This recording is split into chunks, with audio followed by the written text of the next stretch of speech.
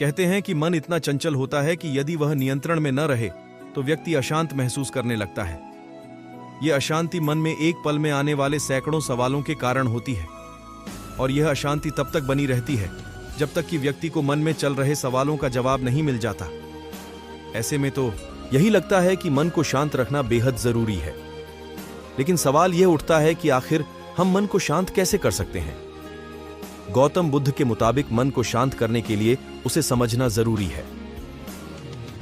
पत्रिका.com इस लेख में आपको बता रहा है गौतम बुद्ध के बताए वे तरीके जिनसे मन को समझना आसान होगा और हम उस पर कंट्रोल करने का प्रयास कर सकेंगे।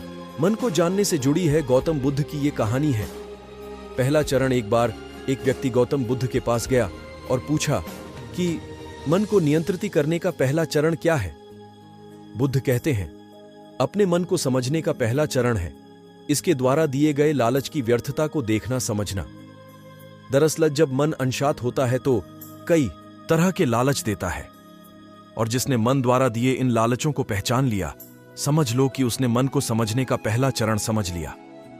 फिर व्यक्ति बुद्ध से पूछता है कि लेकिन हमें यह कैसे पता चलेगा हमारा मन हमें लालच दे रहा है और वह लालच व्यर्थ है? इसका जवाब देते हुए बुद्ध कहते हैं, अनुभव से। मनुष्य मन के लालच से जिस कार्य को अतिपूर्वक करता है उसमें उसे हानि ही होती है, और हानि के बाद ही उसे अनुभव होता है।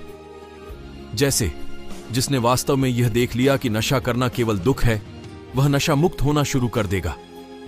वहीं जिसने जान लिया कि ईर्ष्या से खुद का नाश होता है, वह ईर्ष्या से मुक्त हो जाएगा। मन को समझने का यही पहला चरण है। मन को जानने का दूसरा चरण व्यक्ति बुद्ध से पूछता है। यदि व्यक्ति पहले चरण से यह जान जाता है कि वह मन द्वारा दिए लालचों के कारण दुखी है, तो फिर दूसरा चरण क्या है? बुद्ध कहते हैं, खोज पर निकलना। दूसरे चरण के लिए ऐसे व्यक्ति की खोज पर निकलना होगा जो पहले ही अपने मन को जानकर इससे मुक्त हो चुका है। दरअसल एक ऐसा ही व्यक्ति तुम्हारा मार्गदर्शन कर पाएगा। ये भी पढ़ें, सूर्य का राशि परिवर्तन। फरवरी में सूर्य शनि की युति से इस राशि के लोगों की होगी सेहत खराब, तो इन्हें मिलेगी खुशियां ही खुशियां। ये भी पढ़ें, राशि के हिसाब से ये चीजें हैं बेस्ट। इन्हें घर में रखने से आएगी खुशहाली, मां लक्ष्मी की बरसेगी कृपा। मन को जानने का चौथा चरण। गौतम बुद्ध कहते हैं कि कर्म ही मन को समझने का चौथा चरण है। खुद को जानने के लिए सही दिशा में कर्म करना जरूरी है, लेकिन कर्म करते हुए व्यक्ति हर बार दो गलतियां करता है। पहली गलती यह कि शुरुआत ही नहीं करना, और दूसरी गलती यह कि पूरा रास्ता तय न करना। इन दोनों ही गलतियों के पीछे हमारा मन होता है। व्यक्ति अपने कर्म को पूरा इसलिए नहीं कर पाता क्योंकि वह सोचता है कि मैं कल से शुरुआत करूंगा तो कोई यह सोचता है कि मैं असफल हो जाऊंगा। इन गलतियों का मुख्य कारण है जागरूकता की कमी। इसके बिना मन व्यक्ति को सही दिशा में चलने ही नहीं देता। मन को जानने का पांचवां चरण। गौतम बुद्ध कहते हैं कि मन को जानने और समझने का पांचवां चरण है जागरूकता। इसीलिए हर कार्य को जागरूकता के साथ करें। बिना जागरूकता के साथ किया गया कार्य या फिर जिया गया क्षण मृत्यु के समान है। व्यक्ति बुद्ध से पूछता है, अपने जागरूकता के स्तर को कैसे बढ़ाया जा सकता है? बुद्ध ने जवाब दिया, ध्यान से। मन को जानने का छठा और अंतिम चरण। ध्यान ही मन को जानने, समझने और नियंत्रित करने का अंतिम चरण है।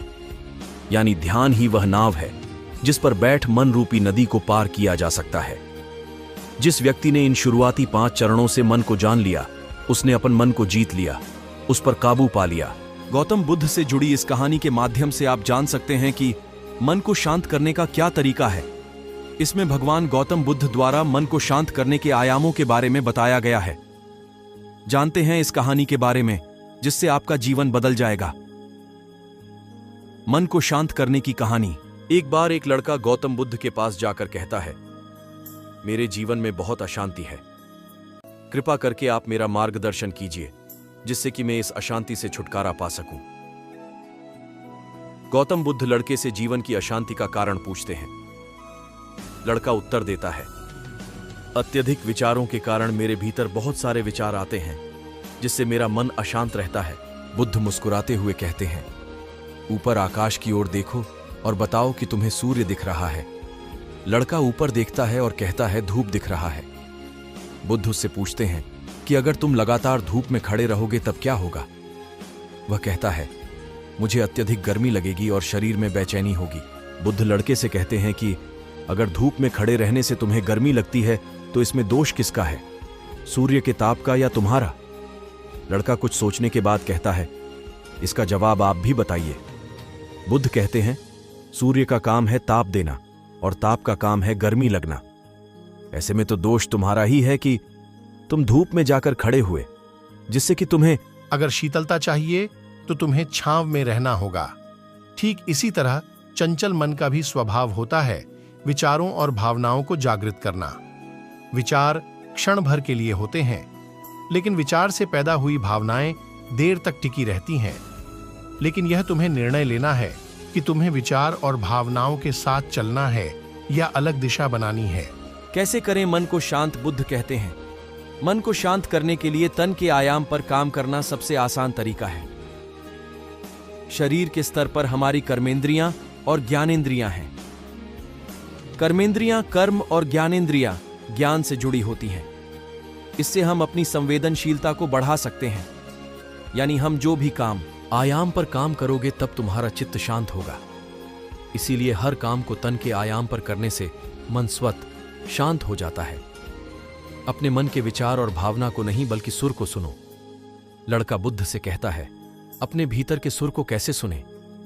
बुद्ध कहते हैं, किसी शांत स्थान पर रहकर जहां शांति हो, तब अपनी आंखें बंद करो और मन के भीतर चल रहे शोर से हटकर भीतर के सुर को सुनने की कोशिश करो। सुर निरंतर चलता रहता है, लेकिन बाहर के शोर के कारण तुम अपने मन के भीतर चल रहे सुर को नहीं सुन पाते हो। जब तुम अपने दोनों कानों को अपने हाथों से बंद कर दोगे, तभी मन के सुर को सुन पाओगे। इस तरह तुम मन की अशांति से दूर हो जाओगे और तुम्हारा मन शांत हो जाएगा।